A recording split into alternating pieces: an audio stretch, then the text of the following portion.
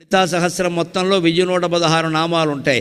ఏ అక్షరంతో ఎక్కువ ఉన్నాయో గమనించండి, అసలు ఏ అక్షరాలతో ఉన్నాయో గమనించండి. మొత్తం నామాల మొదటి అక్షరాలన్నీ ఓ పక్కన రాయండి. 32 అక్షరాలతోనే నిర్మాణం అయ్యాయి మొత్తం 1116 కూడా. మొదటి అక్షరాలు రాస్తే ఏదో కాతో కొన్ని, సాతో కొన్ని, మాతో కొన్ని, ఆతో కొన్ని అలా ఉంటే 32 అక్షరాలు ఉంటాయి. ఎందుకంటే అమ్మవారి మణిద్వీపంలో 32 మెట్లు, అందుకని అంత ప్రణాళికాబద్ధంగా రాశాడు. అందులో కూడా నా సరదా కొద్దీ నేను పరిశోధన చేశాను. సరే 32 అక్షరాలతో ఉన్నాయి, ఏ అక్షరంతో ఎన్ని మొదలయ్యాయనేది పూర్వమే భాస్కరాచార్యుల వారు వాళ్ళు చేశారు.